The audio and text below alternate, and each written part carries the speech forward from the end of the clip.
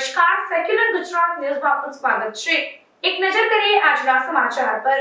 દાહોદ જિલ્લાના સંજેલી તાલુકાના મોટા કાળિયા ગામે યુવકનું મોત નીપજ્યું. ડીજે સાથે મામેરું લઈ ચાંદલા વીથીમાં આવેલા યુવકનું મોત નીપજ્યું. ડીજે લઈને આવતા બે યુવકો ટ્રેક્ટર લઈ પાછળ પડ્યા હતા.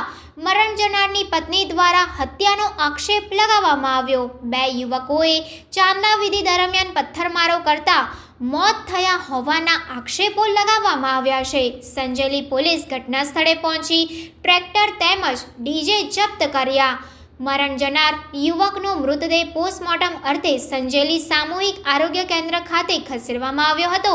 યુવકનું મૃત્યુ કયા કારણોસર થયું છે તે તો પોસ્ટમોર્ટમ રિપોર્ટ આવ્યા બાદ જ બહાર આવશે. સંજેલી પોલીસે અકસ્માત અંગેનો ગુનો નોંધી આગળની વધુ તપાસ હાથ ધરી છે. Reporter Shailesh Kumar Rathod, secular Gujarat news, Dahod.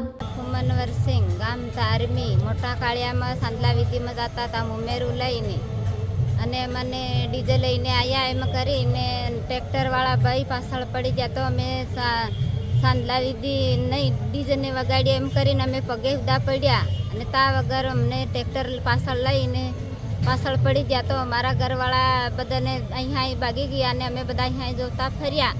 ને પછી પાછા થોડી વાર રહીને અમલો બંધ થઈ ગયો. અમે સાંદલા વિધિ કરી, મોમેરું ઉડાડ્યું. પછી પાછા હવે જતા રહીએ એમ કરીને આવતા હતા અને બે પાછળથી ઘર બાજુથી આવ્યા માણસ. મારા માણસને પથ્થરમારો કરી અને જતા રહ્યા. ને આ કાયદેસર કાર્યવાહી થવી જોઈએ. તમારું નામ? મારું નામ મંજુલાબેન બાયરિયા ખુમન. સમાચારોની અવનવી અપડેટ્સ માટે જોતા રહો સેક્યુલર ગુજરાત ન્યૂઝ.